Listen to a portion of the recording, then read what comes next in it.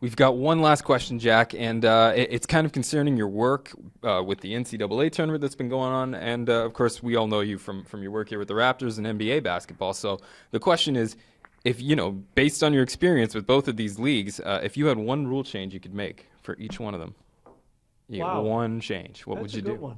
Yeah. Here's the thing. I've been on this kick a little bit of late about the NBA.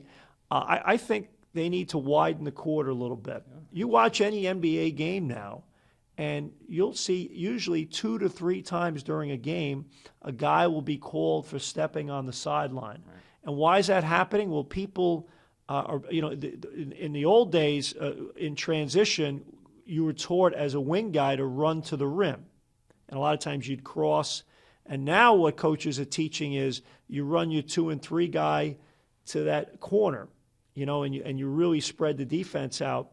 And people are using that 3. But while doing it, you see guys a lot of times pitch the ball up the sideline, and a guy will catch it and his foot's on the sideline. Or he's trying to get to that corner, or he's coming from the corner and trying to come wide off a screen, and he steps out on the catch. So, for me, and I'm not saying dramatically, but it almost sounds like I'm espousing kind of European style hockey where you make a bigger rink. And I'm not saying it needs to be that much bigger, but I would say maybe another 2 feet, 3 feet. I think these guys are so big, so long, so athletic, so quick. I think the NBA game needs a little more space for the game to be carried out. So that would be my thing in the NBA. In college, this is a very unpopular stand I'll take, but I've said it many times. I think the college game has become too much like the pro game, and the skill level at the college game right now isn't good enough for it to be played like the pro game. In my opinion, I've coached with no shot clock. I've coached with a 45 shot clock, 35. I've coached in Europe with a 30-second clock. Never coached in the NBA.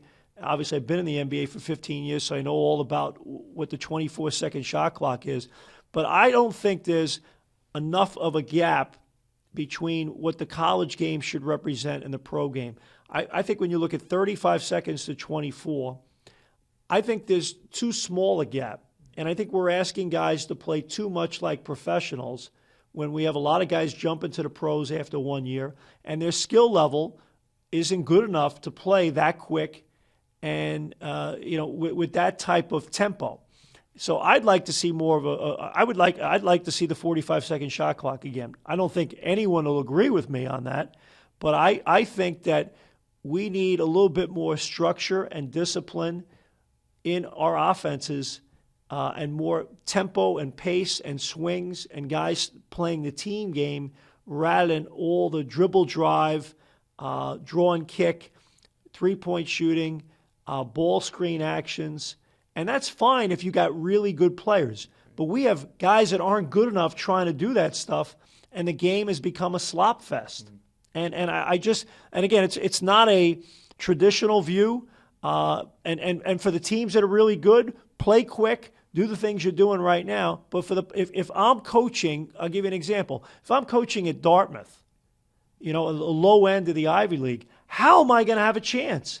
The way I have a chance to compete, you could say, well, you got to go get better players. Good luck getting, even in your own league, it's going to be Harvard, Penn, those are the teams in Princeton. So you're on the back end of that conference. How do I stay competitive? You stay competitive by being a team that is ball possession oriented, disciplined, like a football team that manages the clock and uses the running game and complements it with the pass instead of the run and shoot.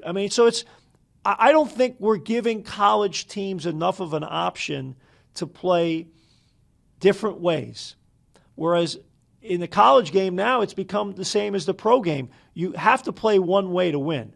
And I think with varying talent levels across the board at 340 Division I schools, I just think it's something to think about. Will it ever happen? Absolutely not. It won't happen. But there's my 2 cents. Hello!